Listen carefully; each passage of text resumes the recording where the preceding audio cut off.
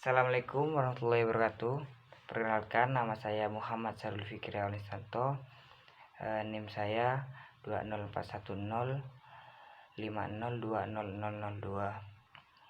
Di sini saya akan menanggapi video dari Bapak Dr. Abdul Wadud Nafis LC MEI yang berjudul Konsep Dasar Ekonomi Islam. Kita sebagai seorang manusia, penting bagi kita untuk mengetahui dan memahami tentang ilmu ekonomi dan juga prinsipnya, serta karakteristiknya. Itu seperti apa saja sehingga kita akan mengetahui di mana letak perbedaan ekonomi Islam dengan ekonomi kapitalis dan juga ekonomi sosialis.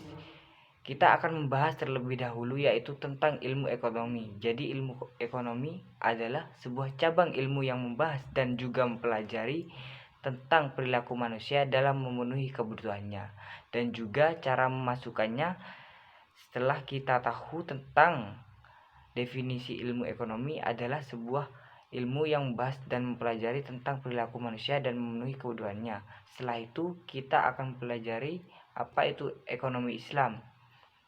Ekonomi Islam adalah sebuah cabang ilmu yang mempelajari tentang perilaku manusia yang dalam memenuhi kebutuhannya dan memaksanya untuk mencapai falah dan berdasarkan prinsip-prinsip dan juga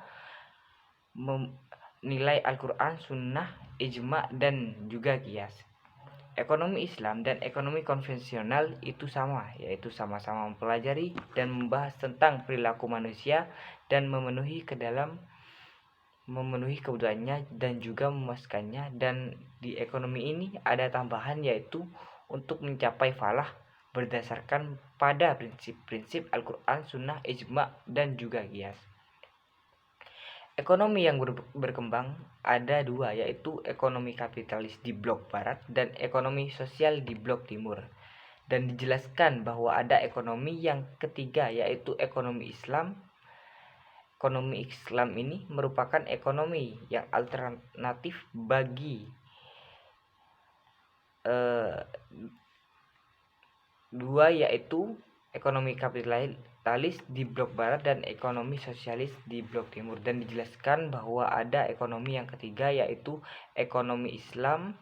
Ekonomi Islam ini merupakan ekonomi yang alternatif bagi Islam supaya hidupnya itu makmur dan juga mendapat ridho Allah Subhanahu wa Ta'ala. Dan juga adapun perbedaan yang pertama yaitu dari sisi sumbernya. Ekonomi Islam ini bersumber dari Al-Quran, kemudian As-Sunnah, kemudian ijtihad, kemudian ulama. Jika ekonomi kapitalis bersumber dari pemikiran dan juga pengalaman manusia, sedangkan ekonomi sosialis bersumber dari pemikiran dan juga pengalaman manusia. Perbedaan selanjutnya yaitu dilihat dari kompetisinya. Jika ekonomi Islam itu kompetisinya dikontrol dengan syariat Islam, sedangkan ekonomi kapitalis itu kompetisinya yaitu usaha bebas dan melahirkan monopoli. Dan sedangkan ekonomi sosialis tidak terjadi mekanisme pasar dan juga tidak ada persaingan. Lalu perbedaannya dilihat dari pengakuan yang kepemilikan ekonomi Islam. Pengakuan pemilikan baik individu maupun umum secara isi, sedangkan ekonomi kapitalis merupakan kepemilikan baik individu maupun umum.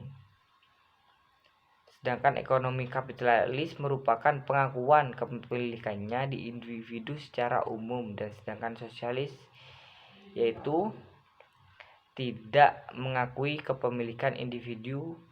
Semua alat produksi milik umum. Dilihat dari kesejahteraan ekonomi Islam bersifat jasmani, rohani, dan juga akal, sedangkan kapitalis kesejahteraan bersifat jasmani belaka.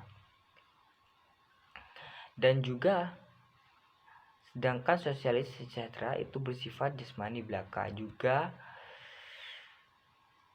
sama seperti kapitalis. Yang kemudian perbedaan yang terakhir yaitu dilihat dari mekanisme pasar ekonomi Islam.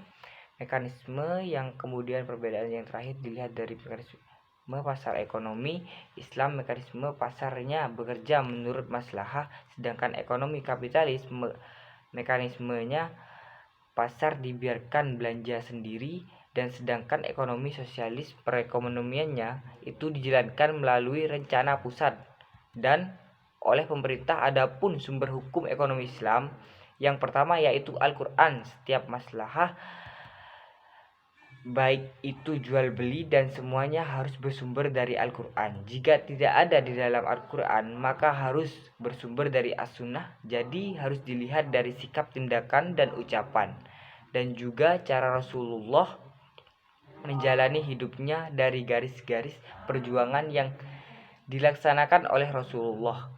Kemudian yang ketiga yaitu kesepakatan dari para mujtahid umat Islam pada suatu masa mengenai hukum syara setelah Rasulullah Shallallahu Alaihi Wasallam wafat. Yang keempat yaitu menyamakan suatu hukum dari peristiwa yang tidak memiliki hukum dengan peristiwa yang sudah memiliki nafas, atau hukum sebab adanya persamaan dalam idilat hukumnya. Adapun dasar-dasar ekonomi Islam yang pertama yaitu tauhid, ilmu yang mempelajari tentang sifat keesaan Allah, di mana itu suatu zat yang memiliki segala kesempurnaan dan tidak ada satupun yang bisa menggantikannya. Yang kedua yaitu as-siddiq, kejujuran, merupakan suatu bentuk kesesuaian antara ucapan dan juga perbuatan, antara informasi dan juga kenyataan. Yang ketiga yaitu mengakui hak milik individu dan umum. Jadi dalam Islam itu mengakui individu mempunyai hak, jadi kita boleh memilih baju rumah dan lain sebagainya. Dan yang keempat yaitu adalah keadilan. Yang kelima yaitu at-tawazun, keseimbangan. Dan yang keenam yaitu at-tawun, tolong menolong. Selanjutnya kita akan mempelajari ekonomi, prinsip ekonomi Islam yaitu bebas atau maghrib. Yang pertama yaitu maisir atau perjudian, di mana hal ini dilarang dalam syariat Islam karena ada sesuatu unsur dan unsur kerugian di antara pihak satu dan juga pihak yang lainnya. Yang kedua yaitu reng atau menipu, di mana hal ini merupakan kezaliman di atas salah satu pihak yang bertransaksi, sehingga hal ini dilarang dalam agama Islam. Yang ketiga yaitu riba. Riba merupakan penetapan bunga atau melebihkan jumlah pinjaman saat pembelian berdasarkan persentase dari jumlah pinjaman pokok yang dibebankan kepada peminjam. Dan yang terakhir yaitu kita akan membahas tentang karakteristik ekonomi Islam. Yang pertama yaitu ekonomi Islam terikat dengan akidah syariah dan juga akhlak. Yang kedua, harta kepunyaan Allah dan manusia sebagai khalifah. Dan yang ketiga yaitu larangan maisir, goror, dan juga riba. Yang keempat yaitu keadilan dan keseimbangan dan kepentingan individu dan masyarakat. Dan yang kelima yaitu keseimbangan antara kerohanian dan juga kepembedaan. Dan yang keenam yaitu bimbingan konsumsi. Dan yang ketujuh yaitu petunjuk investasi. Dan yang kedelapan yaitu zakat. Sekian video tanggapan dari saya. Terima kasih. Wassalamualaikum warahmatullahi wabarakatuh.